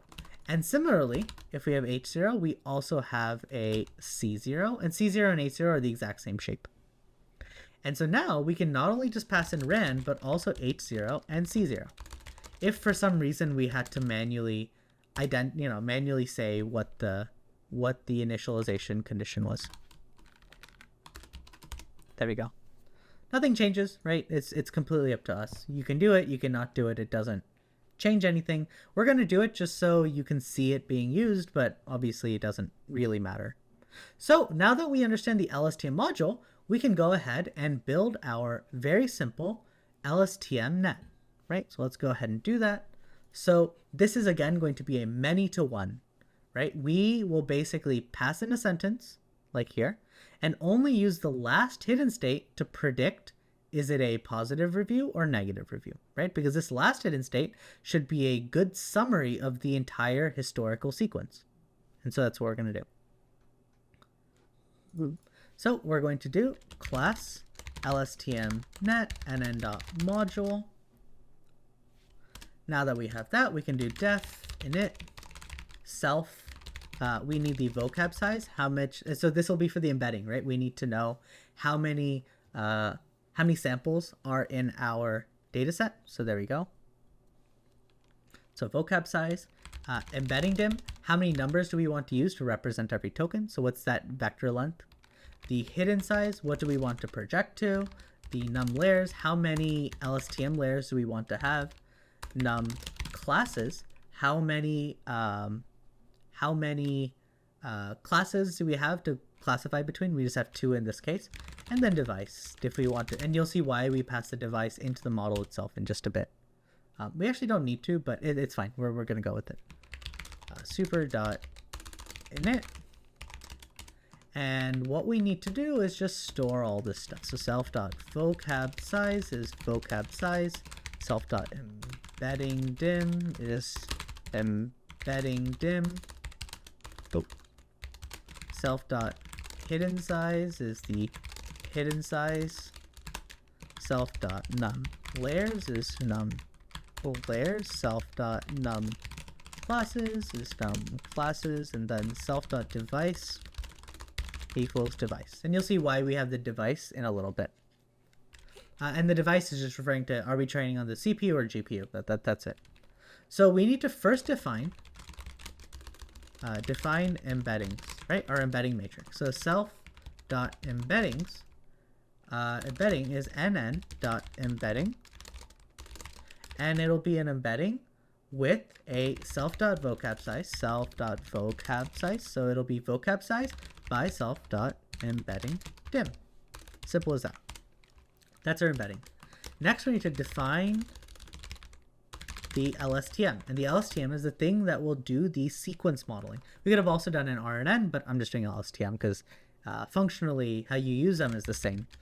So self.LSTM is nn.LSTM. Input size, so it's going to expect the self.embedding dim, right? Every time step will be embedded with a vector of length embedding dim. And then the hidden size is completely up to us, so we can project it to whatever hidden size we want. So self.hidden size. How many layers do we want? So in the case of linear layers, you need to manually do one layer, the next layer, and just define each of them. In the LSTM, we just tell it how many layers we want. We could also actually use the LSTM cell. So I guess I didn't mention this, but each of these layers in the LSTM is actually just a PyTorch LSTM cell. And so we could manually define each cell individually and then just pass the hidden states between them, but we have no reason to. But the main idea here is that we have a sequence of X's that the first LSTM cell learns from, right? It produces these hidden states. Then it produces a sequence of hidden states right here. And so now, instead of passing X's into our LSTM, the second cell will get the sequence of hidden states, the produced hidden states. And the third cell will get these hidden states, so on and so forth. So the inputs to the model, the time series, the first LSTM cell gets the time series of the actual data. The next one gets a time series of the produced hidden cells and then hidden states. And then the third one gets the time series of the next set of produced hidden states, so on and so forth. And then backpropagation through time has to happen through all of this, right? So we backprop through time and we backprop through the layers in this case. So it becomes a much more complicated backpropagation system. But PyTorch AutoGrad actually does all this automatically, which is really nice. So we have the number of layers now. We're going to set this to just self.numLayers, whatever we decide, so num layers. And then batch first is true because that's just my preference. So there we go. We also need let's do a dropout because that's just good practice. Self.dropout is nn.dropout 0.2. So there we go, we can search that. And then we actually need the prediction head, right? So everything up till here is the sequence modeling. Now we actually need the thing that will do our prediction. So we're going to do nn.linear. This linear layer should expect a hidden size, right? Self.hidden size is the output of our LSTM. And then we do self.num classes is the number of predictions that we have. So then we can write our forward function, self x. So to write the forward function, let us, let's see. Let's define a model. We can do model is equal to model is LSTM net. And let's just define some stuff. So let's say vocab size is 100, embedding dim is 16, hidden size is 32, num layers equals, let's do 2, num classes, let's do 10, I'm just pretending, and device equals, let's just CPU for now. Right, so we need to write pass. Okay, good. We also need to create some random data. So rand is torch.rand. So instead of rand, we actually need to do rand int, right? Because our embeddings expect integers between 0 and the vocab size, 100, right? So we can do rand int. We have to provide a shape. So let's do a batch size of 4 and a sequence length of 15. How do we do rand int again? I think low is 0, high is 100. And then size equals, there we go, yeah. So rand. So all we've done is created a tensor. I don't know if it's right inclusive, so let's just do that for now, just for safety. So we have 100 things, so it goes from 0 to 99. And rand is just this, right? It's just, I've just randomly generated some indexes that are between 0 and the vocab size, right? So we can then pass a rand into the model. So we can do model rand. So let's go ahead and print x.shape, right? X is a 4 by 15 tensor, just like that. And we can do,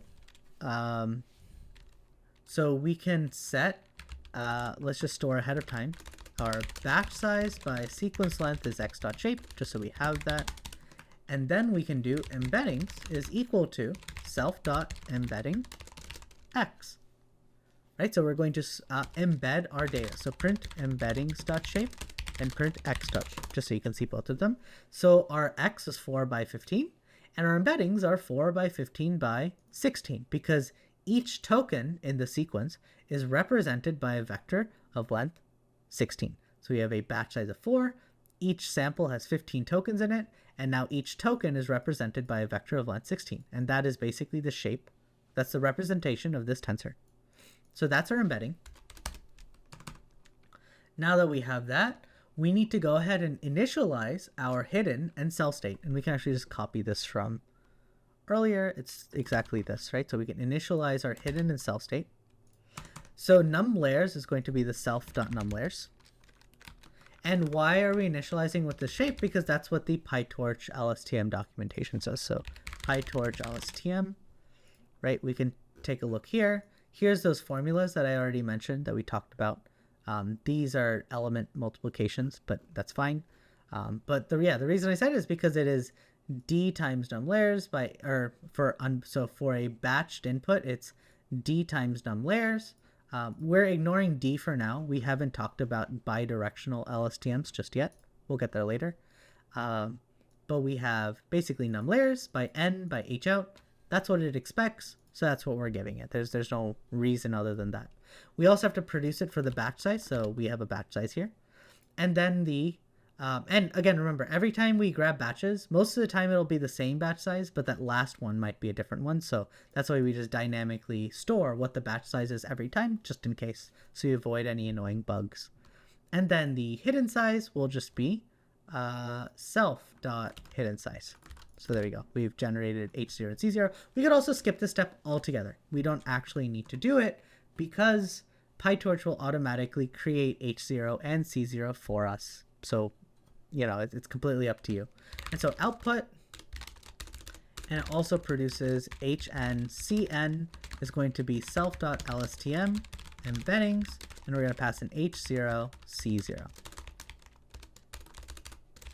Right, so we're just passing them. So we pass them in as a tuple. Again, if we look here, the input, where are we looking at? Yeah, so yeah, the input is just, we just pass these in as a tuple, and then the input itself that we're looking at. So there we go. Pass it as a tuple, and it returns it as a tuple. No big deal. So if we print output.shape, that's our output. So now it's completely up to us. What we want to do is predict on the last hidden state. So I can either grab it from HN, or I can grab it by indexing the output. Both of them will give you the exact same result because they're the exact same tensor. So it's completely up to you where you want to grab it from. I'll just grab it from the output, so it's just clear. So we can then do output is, or let's do last hidden is output for all the batches. So we want to index for every sample in the batch. We want to grab the last time step, and we want to grab all of the embeddings. So we want to grab the vector of length 32 for the last time step for all the samples. And so then we can do print last hidden, and it looks like that. We could also do print hn, and we want to grab it for the last layer. And again, remember, this tensor here, as you can see, 0.1063, 0.0911, is exactly the same as this tensor, 0.1063, 0.0911. So either of these are valid. You can use either this or you can use this. It's completely up to you. Doesn't really make a difference for what we're trying to do. And then we can do out is self.dropout, last hidden, right? We want to do a dropout layer. And if we again print last hidden.shape, because we've indexed it, we now just have a 4x32. That 15 disappeared because we grabbed the last of the 15, right? We just grabbed the last one. So that's gone. We technically this would be a 4x1x32. So I think if we add a colon here, or no, colon on the other side, we'll get a 4x1x32 from the 4x15x32. And then you could also do a squeeze here, which will then get rid of it. Both are equivalent, right? So we've grabbed the last embedding, so that extra one dimension for that one time step doesn't actually matter, so we can get rid of it. So now we just have a 4x32 tensor representing the last hidden state with the vector of length 32 for all samples in the batch. And a 4x32 will just go to our linear layer, right? We can then do out is self, output is self.fc, output, and we can print output.shape, and there we go. We have 4x10 because we said there were 10 classes in this case, and in our problem will have 2, so there you go, 4x2. So you have a 4x2, and we can return the output, and that's effectively our model done, right? That is our model completed. So let's go ahead and train our model, right? Because training LSTMs always have something peculiar about them, and you'll see it in just a bit. For now, I just copied this in. This is me building my data sets just like I did up here, right? It says I was testing on the training data, but the IMDB data set's quite nice because it already does the train test split for you. For the dogs and cats, we had to actually, do the train test split ourselves, but they do it for us. So we're good to go here. So those are our data sets with the word to index that we've already built earlier. So we're good to go. Again, the training loop I'm about to write should look very familiar because it's basically identical to the previous one. So we're going to just keep that in mind. So we're going to do device equals CUDA if torch.CUDA.is available, right? And we're going to print training on device, right? Just so we have that. Oh, else CPU, right? If we don't have a CUDA, then you just train on the CPU. There we go. So our model is going to be an LSTM net. Our vocab size is going to be the len of word to index. So if you again remember, word to index is our mapping, right? Between every word and our two special tokens, between every word and some unique number, which is what we're going to need. So the number of words we have is just the length of this list, right? So we can just go ahead and store the vocab size is the length of our word to index. Then we have to pick an embedding dim. I'm just going to pick 128 at random. Doesn't really matter. We need a hidden, it does matter, but we're not going for best model here right now. We just need something that works. Num layers, let's just do 1 for now. Num classes is 2. And device equals device. So there's our model. Oh, and if we actually print our model out, you'll see an LSTM is expressed like this, right? So number of inputs, and number of input embedding size, and then the output hidden size that it will do. So that's how they write LSTMs out. And batch first is true because if you don't do batch first, you're probably a strange person. I don't know. model dot to device. There we go. So let's just set up the rest. So epochs is 15. Optimizer is let's just do atom again, model.parameters, params equals model.parameters, and let's do a learning rate of 0. What did I use? There we go, just something arbitrary. Loss function is nn.cross entropy loss. Batch size is 128. So there we go. All right.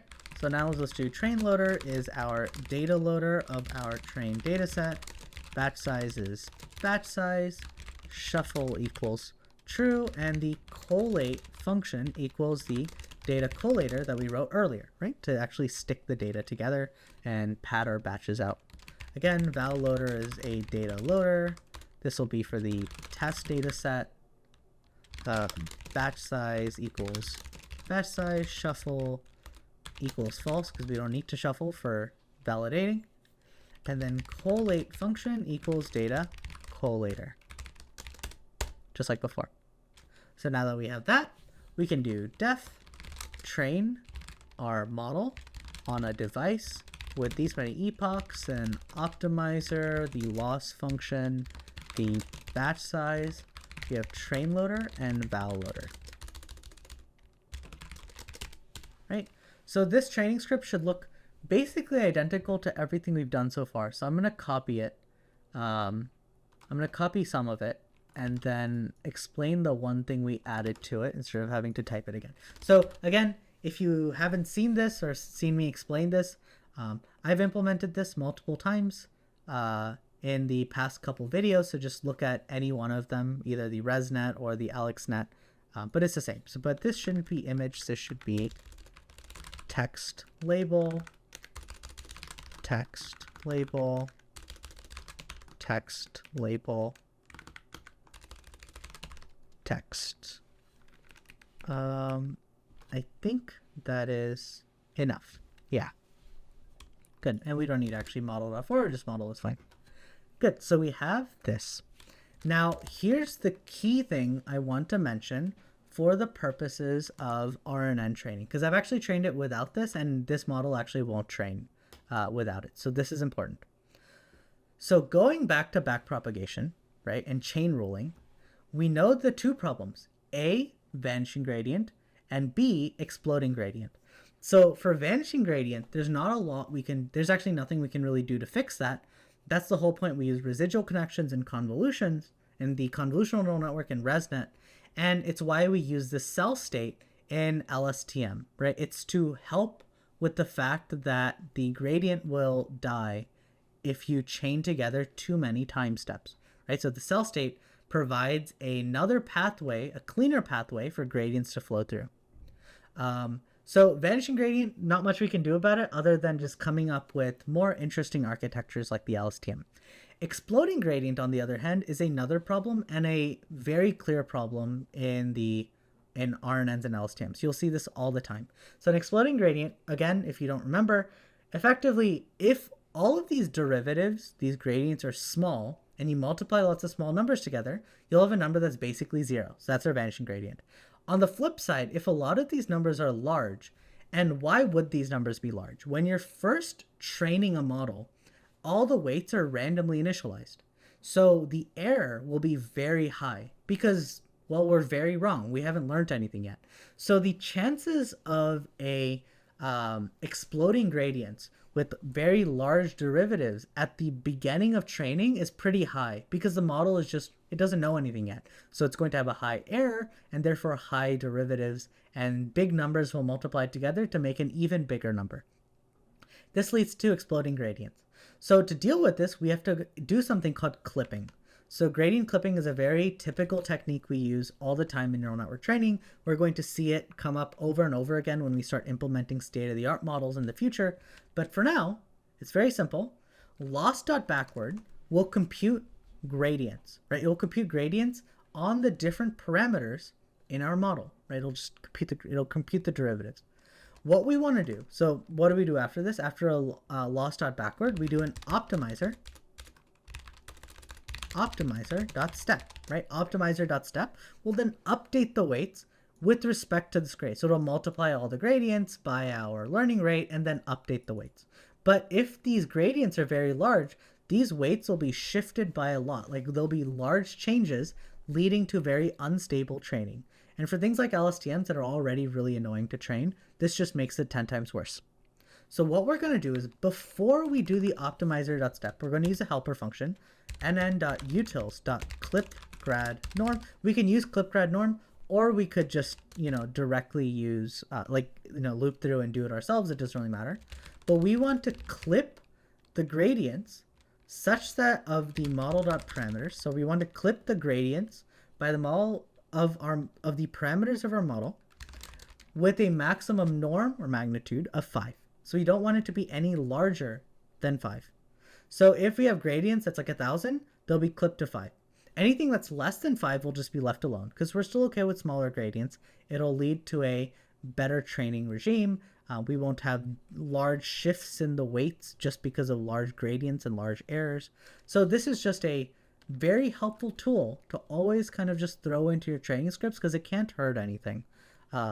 So we're ensuring, again, loss.backwards, we compute the gradients, nn.utils or clipGradNorm will clip the magnitude of those gradients such that they're less than 5, so we don't have any big shifts. And then optimizer.step will then actually use those clipped gradients to update the weights. And that's basically it. So that's something super important. And this helps us avoid gradient explosions. And I noticed that when training this model, it actually wouldn't work without that. So it is important. I think for basically every LSTM model or every recurrent neural network model, you should just throw that in there because it never hurts to have it.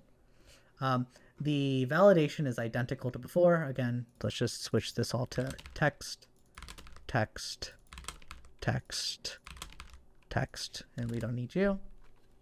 And actually all of you can be tabbed out 1. And there we go.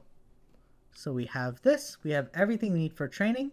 So then we can just go ahead and copy in our quick training thing, right? So we want to train this model on this device with these many epochs, this optimizer, this loss function, batch size, train loader, val loader, that stuff. So nothing crazy. So again, if you're feeling any iffiness on anything in this code cell here, just look at the ResNet video or the AlexNet video where I actually code this training script in some more detail. But because we've already done it twice, I don't feel the need to do it again.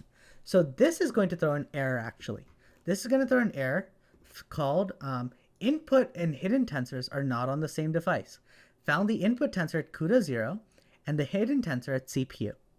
And this is basically the problem that I mentioned and why we pass in the device to the LSTM net, right? Why we pass in the device. So when we created this hidden and self state, these were actually created on the CPU. So when we pass it into the self.lstm here, self.lstm is sitting in the GPU, but hidden and self state are sitting on the CPU. So this is going to create the obvious error that, hey, these things are on different devices. So just to fix this, we just need to make sure that these two are sitting on self.device, right? To self.device. So when you create them, we just want to make sure they're created or moved to the device. And there we go. So this will now go ahead and solve that issue. And we are off to the races. It is now training. So again, let's just make sure it makes one full epoch so there's no bugs. Yes, so this will train. So this is the interesting part for LSTM training, and I'll just show you the final results. Notice how we have 50% accuracy at the beginning. So if you're training a binary classification model, random chance is 50%, right? So 50% is not good. And this is something I've noticed quite a bit with LSTM training and recurrent neural network training. It will seemingly be stuck at some loss for some time and then suddenly begin to descend, right? So I would, if you're stuck, like, why is my model not learning anything? Is something wrong with my model? Is something wrong with my training script? Like, what's wrong? I would say just let the model train for some time, because often you'll see this, right? It just takes a little bit of time and then it actually begins to descend the curve. So Either way, this is kind of the end of this video. I hope this was helpful. It was slightly more in depth than I probably wanted it to be, but I do think it's important, right? So this is deep learning again for sequence modeling. RNNs and LSTMs are still widely used tools. It's just transformers have really changed the game. And like I've mentioned before, the problem with, and we'll dig into this more later when we do transformers, there's two big issues with this LSTM RNN situation. Number one, the backpropagation method, this whole backpropagation through time system leads to gradient issues like vanishing and exploding gradients, and B, and the more important issue, it forgets. Like LSTMs and RNN, and even LSTMs with the cell state, it's not able to encode super long sequences. But long sequences matter in all sorts of applications. In the case of natural language, right, we want to be able to pass in a complete book as context, right? We have text, we have an entire book, and we want to pass in all of that text. And that could be tens of thousands of words or hundreds of thousands of words. RNNs and LSTMs are just unable to contain the context of that many words, of that long of a sequence length on its own. So that's problem number one. The second problem is computational cost, right? So RNNs and LSTMs actually are pretty fast when it comes to inferencing, but they're very expensive to train. And the reason they're expensive to train is backprop through time is a painful operation to do. But more importantly, we need to for loop through one step at a time. There's actually no way to parallelize a recurrent neural network. We can only train them by for looping through one time step at a time. And this is a huge annoyance because the entire purpose of training on GPUs and that sort of stuff is because we can parallelize complex operations. We can parallelize matrix multiplication. We can parallelize convolutions. This is why GPUs are so great at doing those types of operations. This entire parallelism is lost in an RNN because we have to for loop through all the time steps. It makes it more expensive, and it's just more annoying to train, especially for larger, higher parameter models for RNNs and LSTMs. So these are just things to keep in mind, right? When doing this, this is why we're going to be spending so much time on transformers in the future, because transformers are effectively the best case scenario for a lot of these different applications. They have their own issues, but those are issues that we can actually manage a little bit better today. So either way, this is the cover. This is my kind of, again, explanation of recurrent neural networks. The next video, so this is a classification model, right? And what we're going to talk about in the next video is a generative model using LSTMs. So LSTMs, and actually all sequence models, just like the purposes of a transformer, they can do both classification or encoding, but they can also do generation. And we see that here, right? In the many to one, in our case, we pass in a sequence and classify something about it. But we can also pass in a sequence and generate a sequence or something along those lines. So we have a lot of options when it comes to LSTMs that we haven't really explored yet. So the next one's going to be using LSTMs for text generation, which is exciting. So let me know if you have any questions. Please put them down in the comment section below, and I'll see you in the next one.